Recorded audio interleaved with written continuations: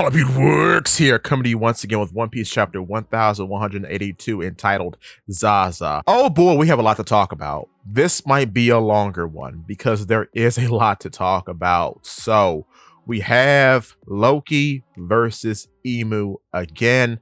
And here's a very interesting point that I think might be a bigger deal in the future, leading to the idea of Loki being fitted with some sort of device that shrinks him down to the size of a human. Because it's weird that again now, Loki's having trouble remaining the maximum size of the Nidhogg. Because we see him shrinking down, becoming smaller here, because Ragnar appears bigger. So I wonder, based on the Nidhogg changing size with whoever eats it, I wonder if that's responsive to Loki being smaller and then getting bigger. I wonder, would he have better control if he himself was shrunk down to the size of a human and then activate his powers?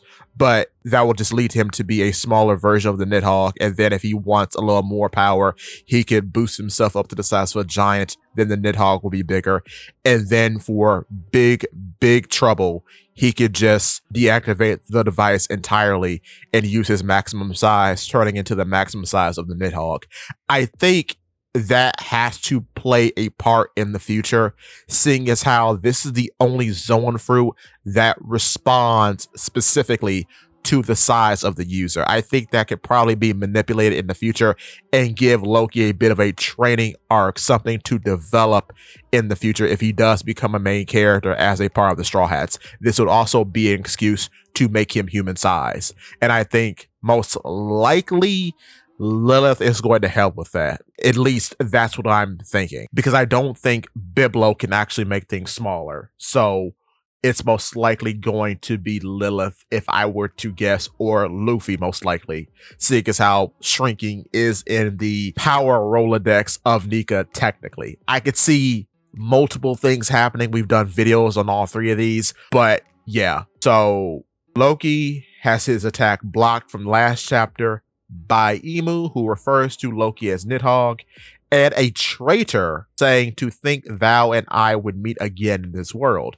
So that's weird that he calls Loki a traitor, most likely because the Nidhogg was an ally once upon a time, because it is a dragon, maybe even a celestial dragon. So maybe that's why it was looked at as an ally by Imu and their forces, but somehow, some way, it got associated with Nika. So I don't know. That's an interesting thing that we'll have to wait for in the future. But then Imu says something very weird. They say, snow, of course. Lightning is born from colliding ice. Together, thine synergy is exceptional, which they are referring to Ragnar in this description. As they say, Ragnar, thou art as I remember thee, waiting all this time for a new master. And I think the reason why they refer to Ragnar as Ragnar, because Ragnar is a very ancient hammer. So it's appropriate to refer to Ragnar as such. But here's the bit. Ragnar the Hammer, the user of the mythical Swirl Scroll Fruit model Ratatoskr. We called this 3 years ago. And when I say I called it 3 years ago, I'm not suggesting I did. I literally did beat for beat, bar for bar exactly. And I made a bunch of videos after the fact. That playlist will be up here, and the original video will be here as well. I am so over the moon. But I basically knew that this was the case, and I knew Ratatoskr was going to be a mythical Zoan based on the description that Jarl gives of Ratatoskr way back when. And we also did a video as to how Ratatoskr and Ragnar can be at the same place at the same time, based on how Thorgelin Shamrock uses Cerberus. But that's a video too. That'll be in the playlist as well, I believe. Moving on. We have a team attack between Loki and Ragnar, in which Ragnar actually summons ice from his hand. This is the first time we're seeing him do this. And Loki shoots lightning through said ice. But Imu counters with something called Nova Eclipse, and it's preceded by the name of an Aztec deity that I cannot pronounce. It starts with a T. That's interesting. The two attacks collide, and I believe it's a stalemate from how the explosion goes off.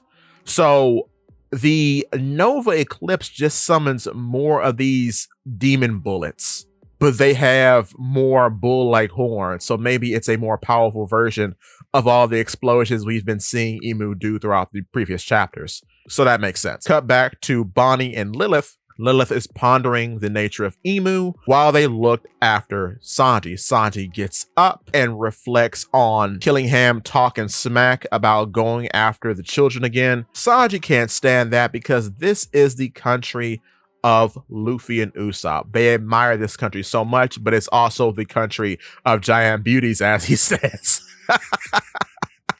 Which is very funny, which is met with pause by Lilith and Bonnie, of course. That's great. Cut to the Owl Library, and we see that the Owl Library has a underground backdoor passage in which we find Biblo, and Biblo has rescued all the books. So that's quite interesting.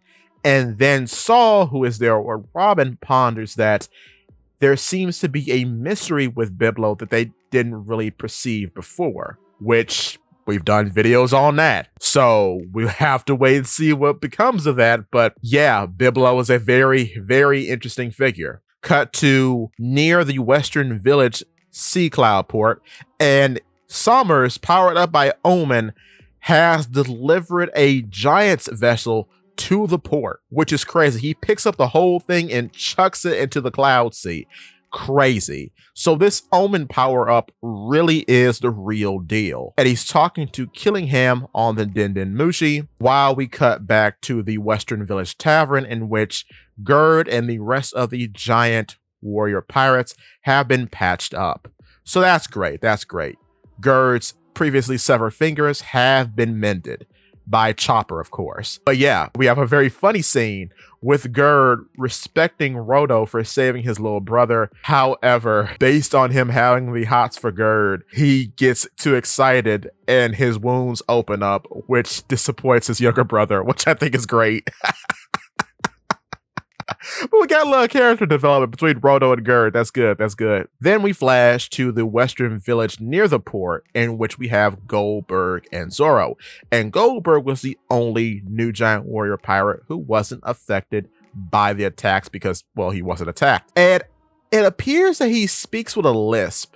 And I never noticed that. That's interesting. But as Zoro sits atop his shoulder, he contemplates the powers of Imu, saying that the steel bullets and explosions are from the black flames that Imu produces. And he's holding 3 marbles in his hand. So I guess he plucked those out of himself when Imu attacked him way back.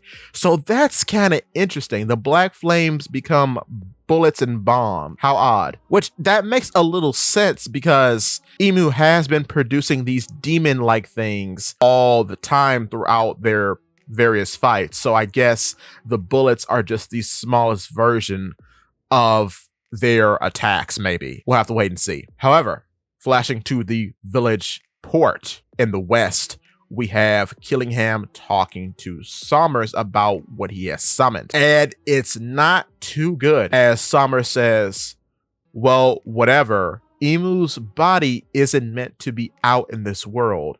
That's a fact, but now our key combat forces and the forces that must be erased are all right here. We must not disappoint the Great One. Okay, so that's weird. I wonder why Imu can't be out in the world for too long. But we flash to the Western Village, in which it starts to rain. And Killingham commands something to capture the children. And we see a big watery hand come into the tavern and grab the children. But then Killingham goes on to say, for those of us born above the clouds, being the red line, the idea of water falling from the sky is terrifying. We always heard stories not only about the D-Clan and Nika, but also the monster known as the rain deity, the one who pelts the lower realm with water from overhead. It appears with the rhythm of the rain dance. And someone says, whoa, Zaza. Now that's frightening. And we get an Oda card. Deity of the rain. What I'm most scared of. The rain deity Zaza. Dream Demon. As this is going on, Goldberg and Zoro notices something happening in the Western Village, but that's when Zoro gets an eye of Sanji flying there at the moment and yells to Sanji, hey, don't screw this up. And Sanji says right back at you. Now, we gotta talk. I don't know if Sanji's going to be a good fit for fighting this thing because it is a woman. It's a four-armed figure made of water with a big hat and a ring on its back similar to Emu. So here's what I'm thinking. This is Vivi. Not literally, but you have to understand. Killingham overall has been the most interesting lore-dropping character in this entire arc because it is through him that we find out that the Nidhogg is a lightning dragon because the Nidhogg nightmare creature breathed lightning, which led us to start to think about what Loki's powers could be. And I did a bunch of videos on that and it turned out to be true. So that means based on this whole introduction that Zaza gets, Zaza most likely is the rain deity talked about in Skypiea way back when, during the Nolan and Calgra flashback. So we know that there has to be a deity of the earth and a deity of the forest if this is the case, because now we have the sun deity and the rain deity. Why do I call this Vivi? Well, for a few reasons. Number one, Vivi was referenced at the start of this arc with the X on Luffy's arm in the newspaper. So the reason why this reflects Vivi so much is because, well, one of the biggest plot points of the Alabasta arc was the stealing of rain via the use of the dance powder. And it's very odd now that Zaza is associated with the rain dance. So very likely that Vivi will get this Zaza fruit. And one big thing, and I know I'm rambling a little bit, but we'll probably do more videos on this in the future because there is a break next week. Just want to put that out. But one thing that has been speculated for years now, and I've heard it a various few times when people talk about Vivi and Alabasta, is that when Vivi calls out for the fighting to stop, it starts to rain. And people have speculated that Vivi has some association with the rain. This would also be very interesting because, of course, Crocodile's antithesis is moisture. So it'll be very ironic for Vivi, whose country was terrorized by Crocodile, to then turn into Crocodile's antithesis. And speaking about characters associated with Vivi, it's very funny that Zaza here is depicted with 4 arms. You know who else is known for creating multiple arms? Robin. So it'll be very interesting for her to turn into the antithesis of Crocodile while having multiple arms like Robin. I'm just saying, it's very, very interesting. This would also mean that she would be very aligned with Luffy because apparently there is a beat that is associated with Zaza because it's described as it appears with the rhythm of the rain dance. So most likely the beat of Zaza's heart does something much like the beat of Emu's heart, most likely, and the beat of Nika's heart. So it's very likely that all of these upper deity figures have heartbeats that summon something or do something. Another interesting point that I just want to put here is that it's very likely that the emissary of Zaza is the Akuchi no Mikami, Yamato's fruit, because there has to be some very almost mythological or lore connection between Alabasta and Wano if Pluton was in Wano and the directions of how to find Pluton were in Alabasta. So I could see the Akuchi no Mikami, being the guardian deity of Wano, also guards Pluton under the supervision of Zaza. I can see that being the case. So if Vivi and Yamato join the crew, like I have speculated before, it would be very much like a relationship between Luffy and Loki. I could see that being the case. I just want to put that out there. And we'll most likely do more videos about this in the future. However, too, I'm also thinking that based on how they look right now, I wonder if they actually are going to be a human fruit, or is it going to be a different animal entirely? Because it's very weird, much like Emu and kind of like Yamato, this being is depicted with a ring. This ring most likely is a signature of it being divine, like Emu's fruit, or a very similar mark of divinity like the Hagoromo, like with Yamato, because Yamato's weird because Yamato's the only Zoan who's not awakened to have a weird Hagoromo-like shape. So maybe all these are connected. Different from a proper Hagoromo, but of a very similar symbol in meaning, because they most likely all are just symbols of divine status. So I'm not really sure how that goes. But yes, I do think Vivi will find this fruit. Oh, also, big shout out to Minnie, a moderator on my Discord, The Digital Burrow, link in the description. But he pointed out to me that the rainfall that we see in the mural of Elbaf that's covered up by a description most likely is because of Zaza. So, like I mentioned with the whole Biblo bit being covered up by Frankie, we don't know what the mural actually looks like because there are elements covered up by Frankie and the various texts.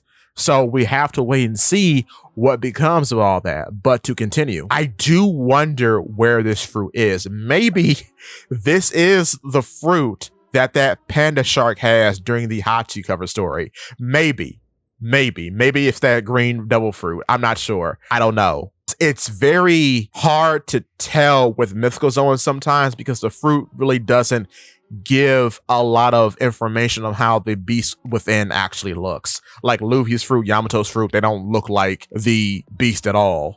So I'm not sure, but this is very interesting. Another thing, this kills it dead in the water, the entire idea of there being a water Logia. There will never be a water Logia. This is your water power. Other than Fishman Karate / Jujitsu and Merman Combat, this is your water power. This is your water devil fruit. This is the water devil fruit. There will be no other water devil fruits. This is it. The rain deity fruit is your water devil fruit. There won't be a water Logia or anything like that. This is the answer. This is the actual answer to the question. I don't think anything else will come after this. But with that being said, that's all I have for you today. More videos to come on this in the future. If you are liking the content so far, hit the like button, followed by the subscribe button if you want to see more from me. In addition, don't forget to click that bell so you never miss a video.